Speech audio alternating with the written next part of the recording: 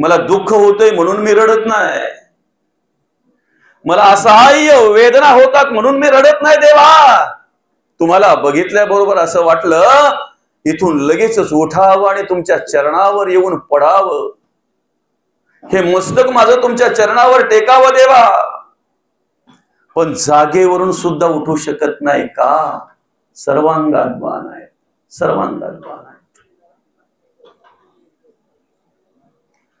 देवा तुम्हाला बघितल्याबरोबर मला अश्रू अनावर झाले, त्याला कारण काय? कमीत कमी हात जोडून तरी तुम्हाला नमस्कार करावा देवा, प्रामाणिकपणे मला वाटतंय. पण देवा हातही जोडू शकत नाही का?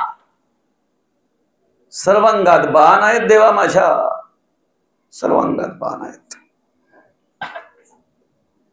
भीष्माचार्य स्वतःला विचारतायत, देवाला विचारतायत, मनातल्या मनात विचार करतायत, असं काय पाप घडलं माझ्याकडून, काय पाप घडलं माझ्याकडून? गेली 6 महिने झाली सर्वांगामध्ये बाण टोचलेल्या अवस्थेमध्ये मी असा पडलेलो आहे.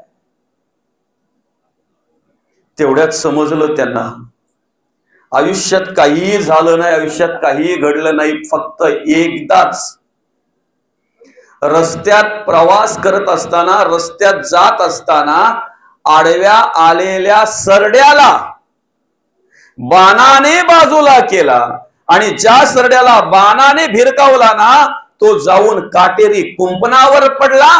काटेरी कुंपणावर पडलेल्या सरड्याने फक्त 6 पोल वेदना सहन केल्या होत्या. किती? 6 पोल. त्याचा परिणाम 6 महिने सर्वांगामध्ये बाण टोचलेल्या अवस्थेत पडावं लागलं. 6 महिने. आम्ही परमार्थ करतोय ना, आम्ही भक्ती करतोय ना, की आव आणतोय बरं परमार्थ करण्याचा? आम्ही भक्ती करतोय, परमार्थ करतोय, की फक्त आमचा भ्रम आहे आम्ही करतोय म्हणून? हा विचार आम्ही अंतःकरणपूर्वक करायला पाहिजे. मनाला विचारा ना, आपल्या मनाला विचार, आम्ही करतोय ते सत्य आहे की असत्य आहे? मन तुम्हाला सांगेल, तुमचं मनच तुम्हाला उत्तर देईल. आपल्या अंतरात्म्याला विचार, आम्ही जे करतोय ते, असू द्या मामा बसा, आपल्या अंतरात्म्याला विचारा, मी जे करतोय ते चांगलं आहे की वाईट आहे? मी जे करतोय ते सत्य आहे की असत्य आहे? अंतरात्मा आपल्याला उत्तर देईल, भगवंत आपल्याला देतील उत्तर. सत्वगुणाने परमार्थ घडतो हे विसरू नका. परमार्थाला सुरुवात सत्वगुणाने होते हे विसरू नका. तुम्ही कुठेतरी असं वाचलंय का, ऐकलंय का, देव सुगंधी अगरबत्तीचा भुकेला? वाचलंय? मौली वाचलंय? कुठे ऐकलंय कधी? देव तुपाच्याच दिव्याला भुकेला? ऐकलंय का कधी? वाचलंय? देव मोठमोठ्या फळांनाच भुकेला, देव मोठमोठ्या हारांनाच भुकेला, कधी वाचलंय का आपण? कुठल्या पुराणामध्ये, कुठल्या शास्त्रामध्ये, कुठल्या ग्रंथामध्ये, कुठल्या वाङ्मयामध्ये तुम्हाला श्रवण झालंय का बरं? नाही ना. पण हे वाचलं असेल तुम्ही, देव भावाचा भुकेला. भावे विना भक्ती आणि भक्ती विना मुक्ती, बळे विन शक्ती बोलू नये. भावाशिवाय भक्ती नाही, भावाशिवाय देव नाही, भावाशिवाय परमार्थ नाही. भाव कारण आहे परमार्थाला. आम्ही विशेष महत्व कशाला देतो? सुगंधी अगरबत्तीला, तुपाच्या दिव्याला, की आमच्या कर्माला, आमच्या भावाला? भाव काय आहे तुमचा? कुठल्या भावाने तुम्ही, कुठल्या श्रद्धेने, कुठल्या विश्वासाने तुम्ही परमार्थ करता, याच्यावर सगळं अवलंबून आहे. मोतीच व्हावा जर असं वाटत असेल ना, तर त्यासाठी शिंपल्याच्या संपुटात ज्याप्रमाणे ते पाणी गेल्यानंतर परिवर्तन होतंय ना, तसं हे प्रवचन कीर्तन श्रवण केल्यानंतर आमच्यामध्ये परिवर्तन झालं पाहिजे. आमच्यामध्ये परिवर्तन झालं पाहिजे. आणि परिवर्तनासाठी हा प्रवचन आहे, कीर्तन आहे, आम्ही जे कार्यक्रमाचं आयोजन करतो हे परिवर्तनासाठी आहे. परिवर्तनासाठी, परिवर्तन घडावं म्हणून आहे बरं का. दगड एकदाच मंदिरात जातो, देव होतो. नवे नवे नारळ फोडायला वापरलेले सुद्धा काही वेळेला शेंदूर लावून देव झाले जातात. काय माणूस किती वेळा मंदिरात गेल्यावर देव होईल बरं? माणूस किती वेळा तीर्थामध्ये जाऊन देव होईल बरं? जाऊ नये असं नाही, आम्ही मंदिरात गेलो पाहिजे, आम्ही तीर्थाला गेलो पाहिजे, जे काही कार्य आमच्या वाट्याला येईल, जी काही सेवा आमच्या वाट्याला येईल ती नम्रपणे आम्ही केलीच पाहिजे. पण रजोगुणाने जर परमार्थ घडत नाही, तमोगुणाने जर परमार्थ घडत नाही, परमार्थाला कारण जर सत्वगुण आहे, सत्वगुणाने जर परमार्थाला सुरुवात होते, तर आम्ही विचार केला पाहिजे सत्वगुण म्हणजे नक्की तरी काय? सत्वगुण म्हणजे नक्की तरी काय? सात्विक वृत्तीने राहणं, सात्विक वृत्तीने कार्य करणं, सात्विक वृत्तीने जगणं वागणं, याला परमार्थ म्हणतात. याला परमार्थ म्हणतात. आणि म्हणून त्याप्रमाणे जर आम्हाला जगायचंय, वागायचंय, त्याप्रमाणे जर आम्हाला कर्म आचरण करायचं आहे, तर आम्ही सर्वप्रथम काय केलं पाहिजे? ते ज्ञान प्राप्त करून घेतलं पाहिजे. आम्ही कुठून आलेलो आहोत, कुठे जायचं आहे आणि काय करायचं आहे.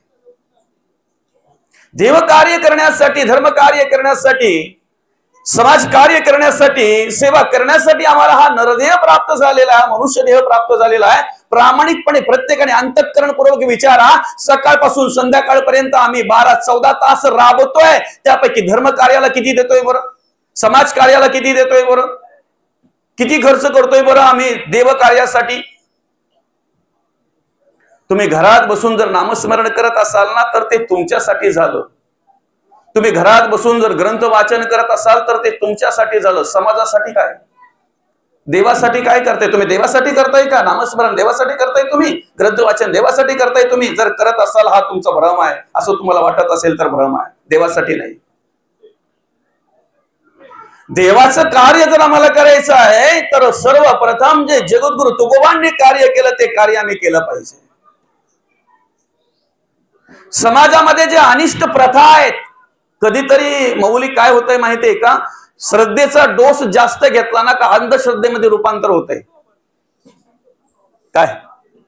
श्रद्धेचा डोस जर जास्त घेतला ना तर अंधश्रद्धेमध्ये रूपांतर होतंय. आणि असा अंधश्रद्धाळू माणूस असेल, त्याला काहीही सांगा, त्याला सांगितलं ना 7व्या माळ्यावरून उडी मारली, फक्त त्यांनी सांगितलं पाहिजे, त्यांनी सांगून जर 7व्या माळ्यावरून उडी मारली ना तर तुला मोक्ष.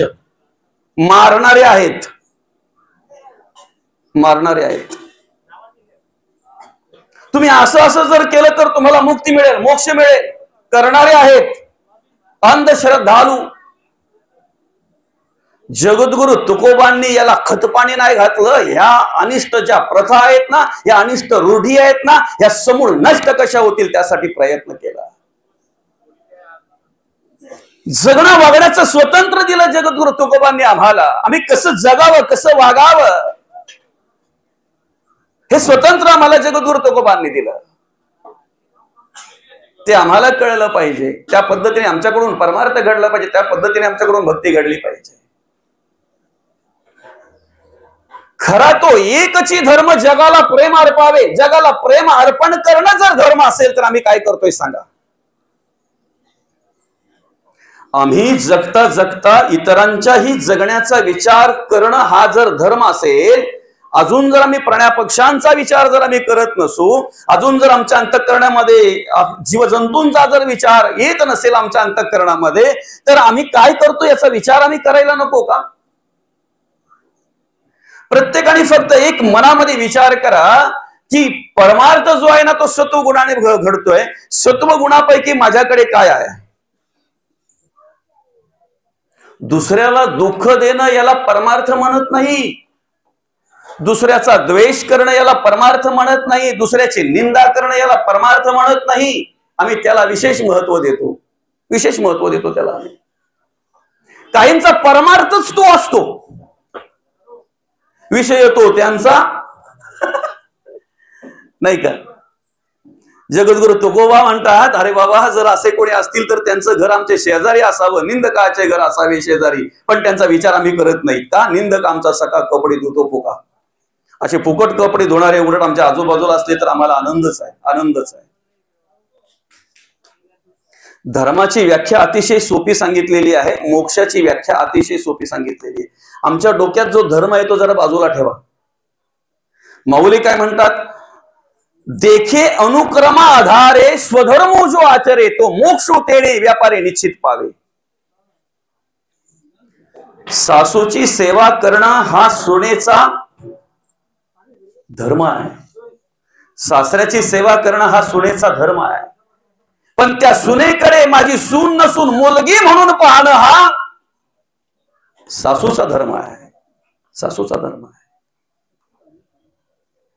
ज्या आई वडिलांनी आम्हाला जन्माला घातलं, हाडाची काढ केली, रक्ताचं पाणी केलं, ज्या माय माऊलीने 9 महिने 9 दिवस आम्हाला वाढवलं, घडवलं, मोठं केलं, गर्भामध्ये अधिक स्वतःचा विचार न करता आमचा विचार केला, मरणदय यातना भोगून जिने आम्हाला या जगामध्ये आणलं, तर हाताच्या फोडाप्रमाणे ज्यांनी आम्हाला जपलं ना, त्यांची सेवा करणं आमचा धर्म आहे. पण ज्या मुलांना आम्ही जन्माला घातलंय ना, त्या मुलांना मार्गदर्शन करणं, त्यांना सुसंस्कारित करणं, त्यांच्यासाठी संपत्ती गोळा करता करता संस्कार आणि संस्कृतीही निर्माण करणं हा बापाचा धर्म आहे, हा वडिलांचा धर्म आहे. प्रत्येकाने जर प्रत्येकाच्या धर्म आचरणाचा जर विचार केला तर मला सांगा, वाद विवाद, वितंडवाद, अत्याचार, भ्रष्टाचार, हिंसाचार राहील का? शिल्लक? शिल्लक राहील?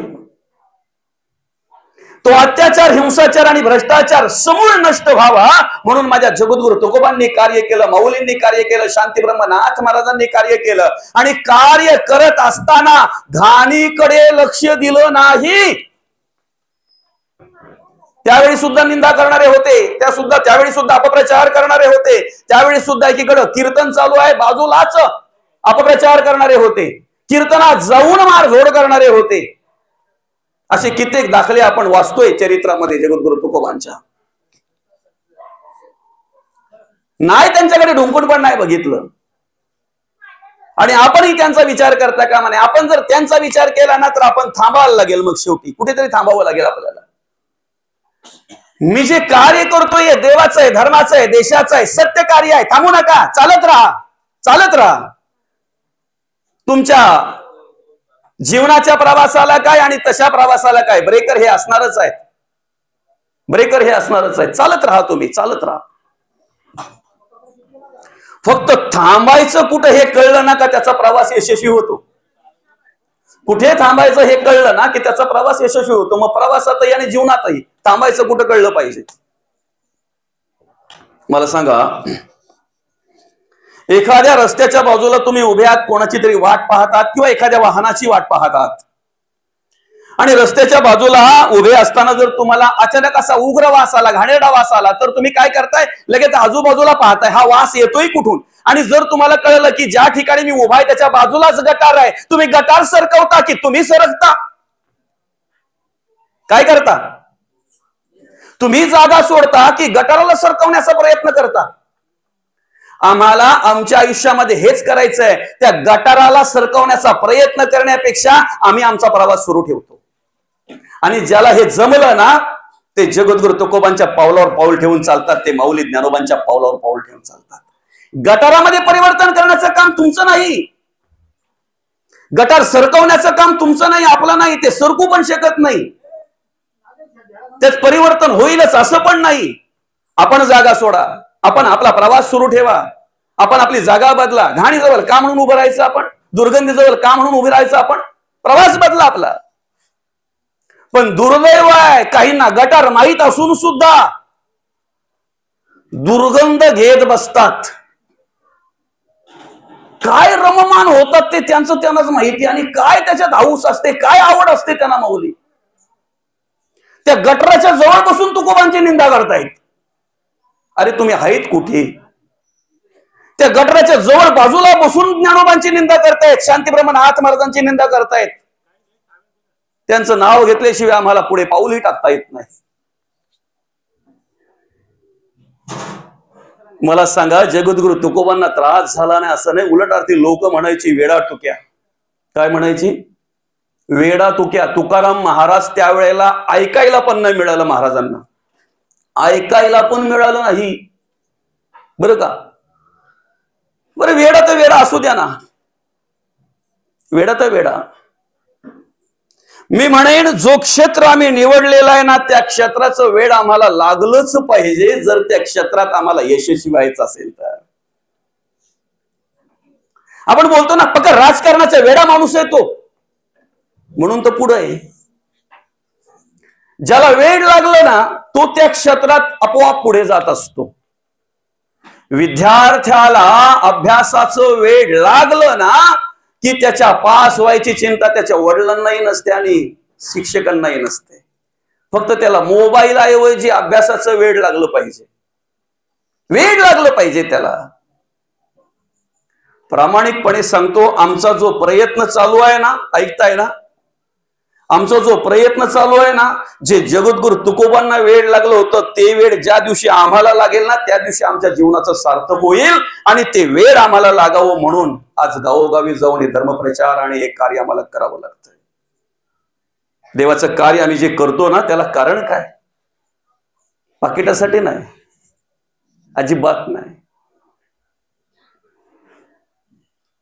कित्येक माणसं अशी समोर बसलेली असतात, 100-500 माणसं, पण कुणीही सांगावं कधी ठरवून जे येतात ना त्यांच्यासाठी ठीक आहे, सुपाऱ्या काही पाकिट काय असेल ते काय माऊली, तिथेच पाकिट उघडून तुमच्याकडे मागणी करणारे जे असतात ना त्यांच्यासाठी ठीक आहे. अजून 100-500 टाका का, अजून 2 टाका का, अजून 1 टाका, पण केवळ समाज कार्य घडावं, सामाजिक सेवा घडावी, समाजामध्ये प्रबोधन घडावं एवढंच नाही तर जे जगद्गुरु तुकोबांचे विचार आहेत ते समाजापर्यंत पोहोचावेत, माऊली ज्ञानोबांचे विचार आहेत ते समाजापर्यंत पोहोचावेत. आणि ह्या दृष्टीने जे मिळेल ते प्रसाद म्हणून स्वीकारणारे बरीच माणसं, बरेच भक्त आज आम्हाला, बरेच समाज कार्य करणारी माणसं आम्हाला, बरेच आध्यात्मिक क्षेत्रामध्ये कार्य करणारी माणसं आज आम्हाला पाहायला मिळतात. दुर्दैव आहे त्यांना सहकार्य करण्याच्या ऐवजी आम्ही काय करतो, विरोध करतो. आणि जे मोठ्या पाकिटवाले असतात ना, मोठा महाराज कोणता मला सांगा बरं, मोठा महाराज कोणता? आपण मोठा महाराज म्हणून कोणाला बोलतो? जेवढा पाकिट मोठा तेवढा महाराज मोठा काय? जरा विचार बदला आपले. ही जी विचार करण्याची पद्धत आहे ना आपली, माणूस माणसाच्या सोयीप्रमाणे वागतो माऊली, माणूस माणसाच्या सोयीप्रमाणे वागतो बरं का, सोयीप्रमाणे वागतो, स्वतःचा विचार करतो फक्त. चहा पिता पिता जर चहात माशी पडली तर तुम्ही काय करता? चहा फेकून देता, कारण तुम्हाला माहितीये चहा पावडर साखर आहे अजून आपल्या घरात. खरं आहे की खोटं आहे? चहा फेकून देता ना, तीच माशी जर तुपात पडली तर हा काय? ती पण काढताना बाबा किती काळजीपूर्वक काढतं, नाही तिला तूप थोडा पण जास्त जाता कामा नाही. माणूस माणसाच्या बुद्धीप्रमाणे वागतोय, बुद्धीप्रमाणे कार्य करतो, सोयीचा विचार करतो, स्वतःचा विचार करतो. जरा विचार बदला. जगायचं, वागायचं जर असेल, परमार्थ करायचा असेल ना, सत्याला सत्य म्हणण्याची दानत ठेवा, खोट्याला खोटं म्हणण्याची दानत ठेवा. ज्या ज्या वेळेला युद्ध व्हायचं ना, ज्या ज्या वेळेला, त्या त्या वेळेला, प्रत्येक वेळेला त्या रावणालाच पराभव स्वीकारावा लागायचा. पराभव कोणाचा व्हायचा? रावणाचाच. रावणाचेच मारले जायचे, रावणाचेच मारले जायचे. लक्ष्मण विचार करायचे की काय विशेष आहे बघा ना, दशग्रंथी ब्राह्मण. दशग्रंथी कशाला म्हणतात? 4 वेद आणि 6 शास्त्राचा अभ्यास असलेला दशग्रंथी. ऋग्वेद, यजुर्वेद, सामवेद, अथर्ववेद, 4 वेद 6 शास्त्रांचा अभ्यास असलेला तो रावण. लंका सोन्याची आहे, कित्येक हजार वर्षे त्याला आयुष्य आहे. महाबलाढ्य त्याच्याकडे राक्षस आहेत, महाबलाढ्य. आणि राजा आहे, राजा आहे लंकेचा. पण जेव्हा जेव्हा पराभव व्हायचा त्या त्या वेळेला लक्ष्मणाकडे एकच विचार यायचा की अरे काय विशेष आहे, आम्ही वनवासी आहोत, आम्ही कंदमुळे खाऊन राहतोय, आम्ही पर्णकुटीमध्ये राहतोय, ना राहायची व्यवस्था ना खायची व्यवस्था, ना आमच्या मागे कुठे बलाढ्य राक्षस वगैरे, वानर सेना मोजकीच, तरी विजय आमचा होतो. शेवटची वेळ आली, रावणाला असा बाण लागला श्रीराम प्रभूंचा की आता थोड्याच वेळामध्ये रावण जीव सोडणार. तेवढ्यात श्रीराम प्रभू लक्ष्मणाला सांगतायत, लक्ष्मणा अरे कित्येक दिवस तुझ्या मनामध्ये जो विचार खदखदतोय ना, जाऊन विचार त्या रावणाला, तोच तुला उत्तर देईल आणि त्याच्याकडूनच उत्तर मिळालं तर तुला समाधान मिळेल. थोड्या वेळात तो जीव सोडेल रे, त्याला जीव जाण्याच्या आधी जाऊन विचार. तुझ्या मनात ज्या विचारांची खदखद आहे ना, ती विचार त्याला. लक्ष्मण गेला, रावणाला विचारणा करतोय, रावणा दशग्रंथी ब्राह्मण ना रे तू? म्हणे हो. लंका सोडायची ना रे तुझी? म्हणे हो. कित्येक वर्ष आयुष्य ना रे तुला? म्हणे हो. महाबली तू, त्याचं नाव पण महाबली बरं का, म्हणून तर महाबळेश्वर नुसतंच नाव पडलंय का? गोकर्ण क्षेत्र महाबळेश्वर लिंग स्थापना आख्यायिका आहे, ती कथा आहे. तू महाबळी, तुझ्या मागचे राक्षस महाबळी, तरी सुद्धा तुझा पराभव होतो. मरतोय तू, मरतोय. आणि आम्ही कंदमुळे खाऊन पर्णकुटीमध्ये राहणारे वनवासी येणारे वानरांच्या जीवावर आमचा विजय होतोय. ऐकताय ना? रावणाने दिलेलं उत्तर बघा काय आहे. काय म्हणतोय रावण?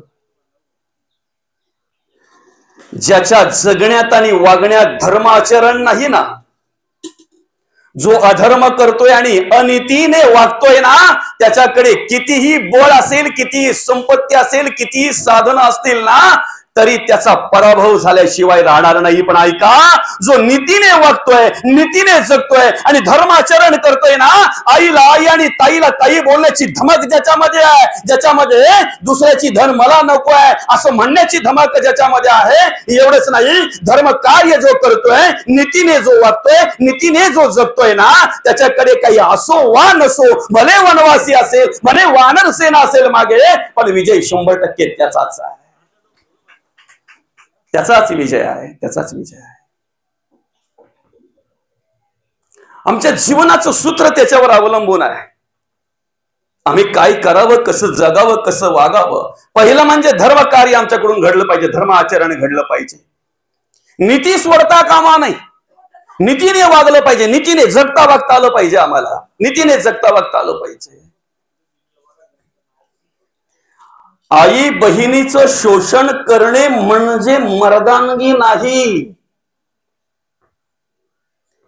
माझ्या आई बहिणीवर अत्याचार करणं म्हणजे पुरुषत्व नाही, मर्दानगी नाही. प्रत्येक आईला आई आणि ताईला ताई म्हणणं म्हणजे मर्दानगी आहे, म्हणजे पुरुषत्व आहे. त्याला पुरुष म्हणतात, त्याला मर्द म्हणतात. आणि ह्याप्रमाणे जर आम्हाला जगायचं वागायचं असेल ना, तर त्यासाठी आम्ही जगद्गुरु तुकोबाच वाचले पाहिजे. काही भ्रष्ट लोकांनी जगद्गुरु तुकोबांना भ्रष्ट करण्यासाठी त्यांच्याकडे मंजिरी नावाची वेश्या पाठवली, बरं का. पण बघितल्या बरोबर जगद्गुरु तुकोबांनी हात जोडले आणि जगद्गुरु तुकोबा म्हणतात, जाई ओ माते न करी सायास आम्ही विष्णुदास तैसे नव्हे. काय? जाई ओ माते न करी सायास आम्ही विष्णुदास तैसे नव्हे. एवढंच आमच्या मुखातून येण्यासाठी आम्हाला प्रवचन श्रवण केलं पाहिजे. एवढेच फक्त 2 वाक्य येण्यासाठी आम्हाला सतत सतत प्रवचन श्रवण केलं पाहिजे. आम्हाला सतत सतत कीर्तन श्रवण केली पाहिजेत. कारण ती धमक पाहिजे, ते बळ पाहिजे. हे कोणाचं लेच्यापेचाचं काम नाही. ज्याच्या अंगामध्ये ताकद आहे ना, सामर्थ्य आहे ना, बळ आहे ना, तोच बोलू शकतो जाई वो माते. काय स्वामी विवेकानंदांच्या पुढ्यात ज्या वेळा त्या आयोजकाचीच मुलगी आली, हात जोडते आणि म्हणते, तुमच्याशी मला लग्न करायचंय का? तुमचं ते वक्तृत्व, तुमचं ते ज्ञान, तुमचं ते पांडित्य, तुमचं तारुण्य, तुमची सुंदरता बघितल्यानंतर मला असं वाटतंय तुमच्या सारखाच मुलगा माझ्या पोटी जन्माला यावा. त्याच वेळेला स्वामी विवेकानंदांनी हात जोडले आणि पहिला शब्द काढला, आई साहेब. याला मर्दानगी म्हणतात, याला पुरुषत्व म्हणतात. आई साहेब, आताच मी तुमचा मुलगा म्हणून समजा ना, आताच मी तुमचा मुलगा म्हणून समजा. काय त्या माय माऊलीने विचार केला, मी तरुण आहे, सुंदर आहे, रूपवान आहे आणि चांगल्या घराण्यातली आहे. एवढं सगळं असताना जर एखादा तरुण मला आई म्हणत असेल, तर हा तरुण ज्या भूमीतला आहे, ज्या हिंदुस्थान मधला आहे, ज्या मातीतला आहे, ती भूमी किती पवित्र असेल आणि त्या पवित्र भूमीचे संस्कार आणि संस्कृती किती श्रेष्ठ असेल. तिथेच नाही थांबली ती माय माऊली. साष्टांग नमस्कार घातला, स्वामी विवेकानंदांना गुरु मानले, शिष्यत्व पत्करलं आणि स्वामी विवेकानंदांच्या बरोबर ती माय माऊली या हिंदुस्थान मध्ये येऊन, या भारत देशामध्ये येऊन जनजागृतीचं कार्य केलेलं आहे, समाज प्रबोधनाचं कार्य केलेलं आहे. निवेदिता नाव तिचं.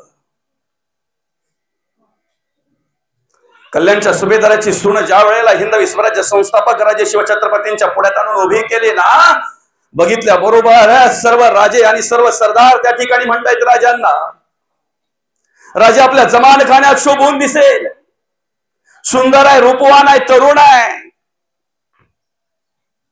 तिच्या सुंदरतेचं वर्णन करताना असं म्हटलेलं आहे, पान जर खाल्ला तर लाल रंगाचा रस तिच्या कंठातून जाताना दिसायचा, एवढी सुंदर. पण राजांनी बघितल्याबरोबर दोन्ही हात जोडलेले राजे म्हणतायत, अशीच आमची माता असती सुंदर रूपवती, आम्हीही सुंदर झालो असतो. वदले छत्रपती. ही भाषा, हे शब्द आमच्या मुखातून यावेत म्हणून छत्रपती शिवाजी महाराज वाचले पाहिजेत. आम्ही हे बळ, हे सामर्थ्य आणि ही ताकद, ही पॉवर आमच्या अंतःकरणामध्ये, आमच्या मनामध्ये निर्माण व्हावे म्हणून आम्ही माऊली ज्ञानोबा वाचले पाहिजेत, ज्या शांती ब्रह्मनाथ महाराज वाचले पाहिजेत, आम्ही जगद्गुरु तुकोबा वाचले पाहिजेत. ते बळ निर्माण होते आमच्या अंतःकरणामध्ये, बळ निर्माण होत आहे. रजोगुणाने जर तुम्ही काही करून जर करत असाल ना, तर तो तुमचा भ्रम आहे. पुन्हा एकदा ऐका, ते नामस्मरण, ते ग्रंथ वाचन तुमचं व्यर्थ आहे. कारण धर्माची व्याख्याच आहे, जे तुम्हाला आवडतंय ते इतरांना द्या. इथं मरण कोणाला आवडतंय? मृत्यू कोणाला आवडतो? बरं हात वरती करून दाखवा मला. मरण्यासाठी प्रयत्न करतोय आम्ही, कोण आहे असा? मरण्यासाठी जगतोय, मरण्यासाठी प्रयत्न करतोय, कोण आहे? आम्हाला जर मृत्यू आवडत नाही तर दुसऱ्याचा जीव घेणं आमचं कर्तव्य आहे का, आमचा अधिकार आहे का? तुम्ही जगताय ना, इतरांना जगू दे, याला धर्म म्हणतात. कोणी आहे का माई माऊली, दादा बाबा काका कोणी येते की देवा पुढे हात जोडून फक्त दुःखच मागतो, देवा दुःखच दे माझ्या आयुष्यामध्ये? अरे ज्या मुलाला कळतही नाही ना, अशा लहान मुलाला जरी आजी घेऊन गेली ना मंदिरामध्ये, त्याला हात जोडायला लावते, पण त्याच्या बदल्यात आजी मागते, देवा काय सुख दे, सुखी देव नाही का, सुख दे, सुख दे देवा. ज्याला कळतही नाही त्याच्यासाठी आम्ही सुख मागतोय. दुःख कोणाला हवं असतंय? आम्हाला जर दुःख नको आहे तर दुसऱ्यांना दुःख देणं आमचा अधिकार आहे का, आमचं कर्तव्य आहे का? त्याला धर्म म्हणतात का?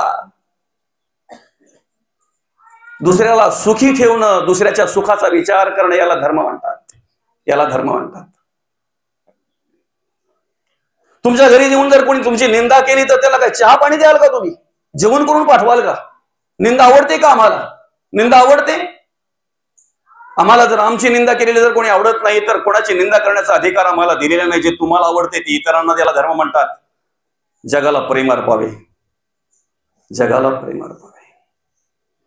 अरे ज्या हिंदुस्थान मध्ये आम्ही जन्माला आलेलो होत ना, या हिंदुस्थानची श्रुती आम्हाला शिकवते, मातृदेव भव, पितृदेव भव, आचार्य देव भव आणि अतिथी देव भव. श्रुती शिकवता येत आम्हाला.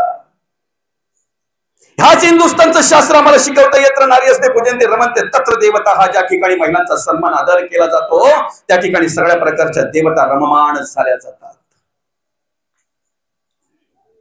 श्रीराम प्रभूंच्या पदस्पर्शाने पावन झालेला हा हिंदुस्थान, अधिक करून श्रीराम श्रीकृष्ण प्रभूंच्या पदस्पर्शाने पावन झालेला, अधिक संतांच्या आणि साधू पुरुषांच्या पदस्पर्शाने पावन झालेला हिंदुस्थान, याची संस्कृती, याचे संस्कार एवढे श्रेष्ठ आहेत की परदेशातल्या लोकांनी यावं, या भूमीचं दर्शन घ्यावं आणि इथल्या संस्कृतीचा आणि संस्कारांचा अभ्यास करावा, त्याप्रमाणे जगण्या वागण्याचा प्रयत्न करावा. याच देशात, याच भूमीत राहून जर आम्हाला त्याची किंमत कळत नसेल तर सांगा आम्ही काय अनुभव घेतो आणि आम्ही काय जगतोय आम्हाला कळायला नको का? क्रांती करायची आहे ना तारुंड्यात. 1608 ते 1650 कार्यकाळ जगद्गुरु तुकोबांचा अवघा 42 वर्ष. एक जरी अभंगाचा अभ्यास केला ना, एक तरी आमच्या जीवनाचा उद्धार झाल्याशिवाय राहणार नाही. एक अभंगाचा अभ्यास, 4500 अभंग आहेत, अधिक करून अधिक असतील, 4-4.5 हजार अभंग आहेत. वयाच्या अवघ्या 16व्या वर्षी माऊलींनी आम्हाला ज्ञानेश्वरी दिली. वयाच्या अवघ्या 16व्या वर्षी भावार्थ दीपिका हा ज्ञानेश्वरी ग्रंथ आम्हाला दिला.